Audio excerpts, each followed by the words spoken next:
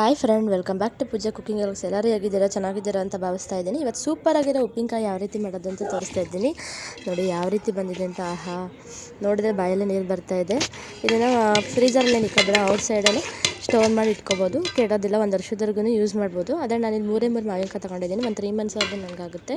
ನೀವು ಬೇಕಾದರೆ ಕ್ವಾಂಟಿಟಿ ಸ್ವಲ್ಪ ಜಾಸ್ತಿ ಮಾಡಿಕೊಂಡು ಹಾಕ್ಕೋಬೋದು. ನೋಡಿ ಚೆನ್ನಾಗಿ ವಾಶ್ ಮಾಡಿ ಒರೆಸಿ ಎತ್ತಿಕೊಳ್ತಾ ಇದ್ದೀನಿ. ವೇಸ್ಟ್ ಹಾಕಿ ಇಲ್ಲಿಗೆ ಮನೆಯಲ್ಲಿ ಸಣ್ಣ ಸಣ್ಣದಾಗಿ ಪೀಸ್ ಮಾಡ್ಕೊಬೇಕು. ಉಪ್ಪಿನಕಾಯಿ ಅಂದರೆ ಯಾರಿಗೆಲ್ಲ ಇಷ್ಟ ಹೇಳಿ. ಮೊಸರನ್ನ ಮತ್ತು ಬೇಳೆ ಸಾರು, ಮೊಸಪ್ಪು ಸಾರು ಜೊತೆಗೆಲ್ಲ ಒಂದು ಉಪ್ಪಿನಕಾಯಿ ಮತ್ತು ಹಪ್ಪಳ ಇದ್ದರೆ ತುಂಬಾ ಚೆನ್ನಾಗಿರುತ್ತೆ. ಎಲ್ಲರಿಗೂ ಉಪ್ಪಿನಕಾಯಿ ಅಂದರೆ ತುಂಬಾ ಇಷ್ಟ. ನಮ್ಮನೇಲಿ ನನ್ನ ಮಕ್ಳಿಗಂತೂ ತುಂಬ ಇಷ್ಟ. ಉಪ್ಪಿನಕಾಯಿ ಹಾಕು ಅಂತ ಈ ಸೀಸನಲ್ಲಿ ಕೇಳ್ತಾ ಇರ್ತಾರೆ. ನನಗೆ ಹುಳಿ ಮಾವಿನಕಾಯಿ ಸಿಗಲಿಲ್ಲ, ಹಾಗಾಗಿ ತೋತಾಪುರಿ ಮಾವಿನಕಾಯಲ್ಲೇ ಉಪ್ಪಿನಕಾಯಿನ ಹಾಕ್ತಾ ಇದ್ದೀನಿ. ಸಣ್ಣ ಸಣ್ಣದಾಗಿ ಕಟ್ ಮಾಡ್ಕೊಬೇಕು.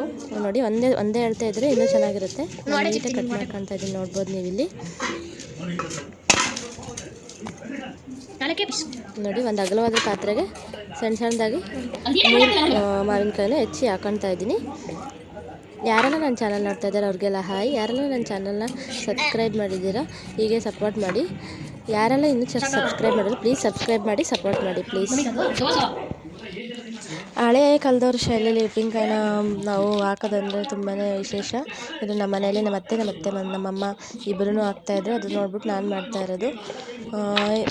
ನನಗಂತೂ ಅವಾಗ ಉಪ್ಪಿನಕಾಯಿ ಖಾಲಿ ಆದಾಗೆಲ್ಲ ಸೀಸನ್ ಇದ್ದಾಗ ಯಾವ ಸೀಸನಲ್ಲಿ ಏನು ಸಿಗುತ್ತೋ ಅದರಲ್ಲೇ ಮಾಡ್ತೀನಿ. ನೆಲ್ಲಿಕಾಯಿ, ಮಾವಿನಕಾಯಿ ಮತ್ತು ಹೆರಳಿಕಾಯಿ ಯಾವ್ದು ಸಿಗುತ್ತೋ ಅದರಲ್ಲಿ ನಾನು ಉಪ್ಪಿನಕಾಯಿನ ಮಾಡ್ಕೊತಾ ಇರ್ತೀನಿ. ಹುಣಸೆಕಾಯಿಲೂ ಅಷ್ಟೇ, ಹುಣಸೆ ಹಿಂಡಿ ಅಂತ ಮಾಡ್ತೀನಿ, ತುಂಬಾ ಚೆನ್ನಾಗಿರುತ್ತದೆ. ನೆಕ್ಸ್ಟ್ ಲಾಗಲ್ಲಿ ನಿಮ್ಗೆ ತೋರಿಸ್ತೀನಿ. ನೋಡಿ ನೀವೆಲ್ಲ ಕಟ್ ಮಾಡ್ತಾ ಮಾಡ್ತಾಯಿದ್ದ ಅವನೇ ವಿಡಿಯೋ ಮಾಡಿಕೊಟ್ಟಿದ್ದ. ಅವ್ನಿಗೆ ಮಾವಿನಕಾಯಿ ಅಂದರೆ ತುಂಬಾ ಇಷ್ಟ. ಮಾವಿನಕಾಯಿ ಚಟ್ನಿ, ಮಾವಿನಕಾಯಿ ಚಿತ್ರಾನ್ನ, ಮಾವಿನಕಾಯಿ ಉಪ್ಪಿನಕಾಯಿ. ಅವ್ನು ಮಾವಿನಕಾಯಲ್ಲಿ ಏನು ಮಾಡಿಕೊಟ್ರು ತಿಂತಾನೆ, ಅಷ್ಟು ಇಷ್ಟ ಮಾವಿನಕಾಯಿ ಸೀಸನಲ್ಲಿ. ಮಾವಿನ ಹಣ್ಣು ಅಷ್ಟೇ, ಮೊಸಪ್ಪು ಸಾಂಬಾರು ಜೊತೆಗೆ ಅವ್ರಿಗೆ ಯಾವಾಗಲೂ ಮಾವಿನ ಹಣ್ಣು ಇರಲೇಬೇಕಾದ್ರೆ ಸೀಸನಲ್ಲಿ. ಅದನ್ನಂತೂ ಅವ್ರು ಮಿಸ್ ಮಾಡ್ಕೊಳೋದೇ ಇಲ್ಲ. ನೋಡಿ ಎಷ್ಟು ಚೆನ್ನಾಗಿದೆ ಅಂದರೆ ನಿಜವಾಗ್ಲೂ ತುಂಬಾ ಚೆನ್ನಾಗಿದೆ. ನಾನು 3 ಮಾವಿನಕಾಯಿ ತೊಗೊಂಡಿದ್ದೆ. ಒಂದು ಬಾಕ್ಸಲ್ಲಿ ಫುಲ್ ಸ್ಟೋರೇಜ್ ಮಾಡಿ ಇಕ್ಕಿದ್ದೀನಿ, ಅಷ್ಟಾಗಿದೆ. ನೋಡಿ ಒಂದು 3 ತಿಂಗಳಿಗೆ ನನಗೆ ಆಗುತ್ತೆ ಇದು ಉಪ್ಪಿನಕಾಯಿ. ನಿಮ್ಗೆ ಯಾವುದಾದ್ರೂ ರೆಸಿಪಿ ಬೇಕಂದರೆ ಕಮೆಂಟ್ ಪ್ಲೀಸ್ ಮಾಡಿ ಅಂತ ಹೇಳಿ. ಕಮೆಂಟಲ್ಲಿ ನಾನು ಆ ರೆಸಿಪಿನ ಮಾಡಿ ತೋರಿಸ್ತೀನಿ. ಯಾರನ್ನೆಲ್ಲ ನೋಡ್ತಾ ಇದ್ದಾರೆ ಪ್ಲೀಸ್ ಸಬ್ಸ್ಕ್ರೈಬ್ ಮಾಡ್ಕೊಂಡು ಸಪೋರ್ಟ್ ಮಾಡಿ. ನೀವು ಸಜೆಷನ್ ಕೂಡ ನಂಗೆ ಕೊಡ್ಬೋದು.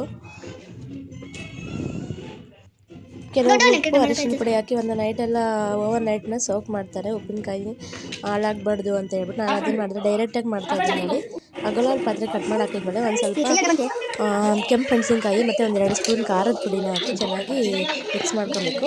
ನಾನಿಲ್ಲಿ ಉಪ್ಪು ಇದ್ರ ಜೊತೆಗೆ 2 ಸ್ಪೂನ್ ಆ್ಯಡ್ ಮಾಡ್ತಾಯಿದ್ದೀನಿ. ಹಣ್ಣುಮೆಣ್ಸಿನ್ಕಾಯಿ ಹಾಕೋದ್ರಿಂದ ಅದರ ಟೇಸ್ಟ್ ಒಂಥರ ಸೂಪರ್ ಚೆನ್ನಾಗಿರುತ್ತೆ. ಉಪ್ಪು, ಖಾರದ ಪುಡಿ, ಹಣ್ಣುಮೆಣ್ಸಿನ್ಕಾಯಿ ಹಾಕಿ ಚೆನ್ನಾಗಿ ತಿರುಗಿಸ್ಬೇಕು. ಸ್ವಲ್ಪ ಅರಿಶಿನ ಪುಡಿನ ಆ್ಯಡ್ ಮಾಡ್ಕೊತಾ ಇದ್ದೀನಿ. ಎಲ್ಲನೂ ಮೆಜರ್ಮೆಂಟ್ ಇಟ್ಲು ತಗೋಬೇಕು. 1 ಸ್ಪೂನ್ ಅರಿಶಿನ ಪುಡಿ, 2 ಸ್ಪೂನ್ ಖಾರದ ಪುಡಿ, 2 ಸ್ಪೂನ್ ಉಪ್ಪು, ಆಮೇಲೆ ಹಣ್ಣುಮೆಣ್ಸಿನ್ಕಾಯಿ ಸ್ವಲ್ಪ ಹಾಕಿ ಚೆನ್ನಾಗಿ ಮಿಕ್ಸ್ ಮಾಡ್ಕೊತಾ ಇದ್ದೀನಿ.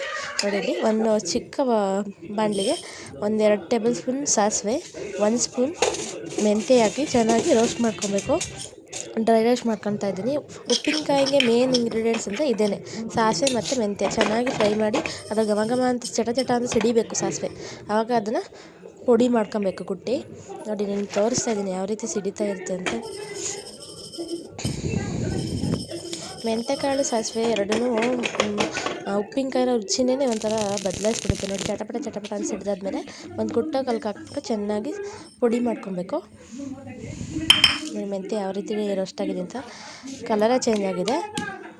ಇವಾಗ ಚೆನ್ನಾಗಿ ಪುಡಿ ಮಾಡಿ ಸೈಡಿಗೆ ಎತ್ತಿಕೊಬೇಕು. ನಾನು ಒಂದು 4-5 ಗೆಡ್ಡೆ ಬೆಳ್ಳುಳ್ಳಿನ ಬಿಡಿಸಿ ಜಜ್ಜಿಟ್ಕೊಂಡಿದ್ದೀನಿ. ಯಾಕಂದರೆ ಇಂಗ್ರೀಡಿಯೆಂಟ್ಸ್ ಒಗ್ಗರಣೆಗೆ ಹಾಕ್ಬೇಕಾದ್ರೆ ನಾವು ಈ ಸಾಸಿವೆ ಮೆಂತ್ಯ ಪುಡಿನ ಹಾಕಿ ಮತ್ತು ಒಂದು ಸ್ವಲ್ಪ ಸಾಸಿವೆ ಒಗ್ಗರಣೆಗೆ ಹಾಕಿ ಮೆಂತ್ಯ ಹಾಕಿ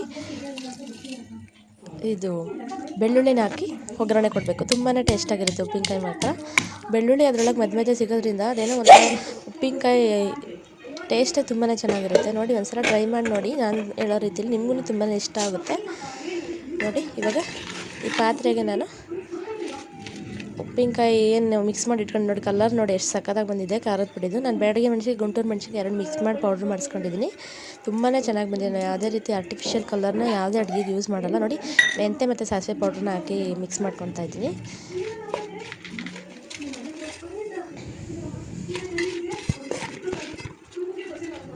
ಪ್ಲಾಸ್ಟಿಕ್ ಬಾಕ್ಸಲ್ಲೆಲ್ಲ ಸ್ಟೋರ್ ಮಾಡಿ ಇಕ್ಕೋತಾದ್ರೆ ನೀವು ಸ್ಟೀಲ್ ಸ್ಪೂನ್ ಹಾಕ್ಬೇಡಿ, ಕೆಟ್ಟೋಗ್ಬಿಡುತ್ತೆ. ಬೂಸ್ಟ್ ಬಂದ್ಬಿಟ್ಟು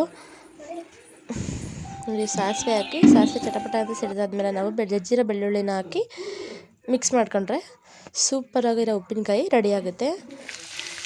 ಹೊರಗಡೆನೇ ಸ್ಟೋರ್ ಮಾಡ್ಬೋದು, ಫ್ರಿಜ್ಜಲ್ಲಿ ಬೇಕಾದ್ರೆ ಸ್ಟೋರ್ ಮಾಡ್ಬೋದು. ಹೊರಗಡೆ ಇಟ್ಟರೆ ಇನ್ನೂ ಒಳ್ಳೆಯದು, ಫ್ರಿಜ್ಜಲ್ಲಿ ಇಟ್ಟಿರೋದು ಜಾಸ್ತಿ ತಿನ್ನಬಾರ್ದು. ನೋಡಿ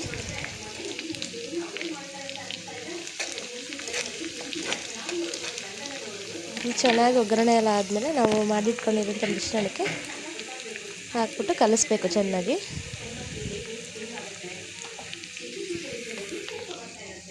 ನೋಡಿ ಇವಾಗ ಬಾಯಲ್ಲೇ ನೀರು ಬರ್ತಾಯಿದೆ ನಿಜವಾಗ್ಲೂ, ಎಷ್ಟು ಸಖತ್ತಾಗಿ ಬಂದಿದೆ ಅಂದರೆ ಉಪ್ಪಿನಕಾಯಿ ಮಾತ್ರ ತುಂಬ. ಇದೆಲ್ಲ ಮಿಕ್ಸ್ ಮಾಡಿ ಇಕ್ಕಿದ್ಮೇಲೆ ಒಂದು ನೈಟ್ ಬಿಟ್ಟು ಬೆಳಗ್ಗೆ ಒಂದು ಡಬ್ಬಕ್ಕೆ ಹಾಕಿ ಒಂದು 3 ದಿನ ಬಿಸಿಲಿಗೆ ಇಡಬೇಕು. ಡಬ್ಬ ಮುಚ್ಚಿ ಬಿಸಿಲಿಗೆ ಇಟ್ಟರೆ ತುಂಬಾ ಚೆನ್ನಾಗಿರುತ್ತೆ. ನೋಡಿ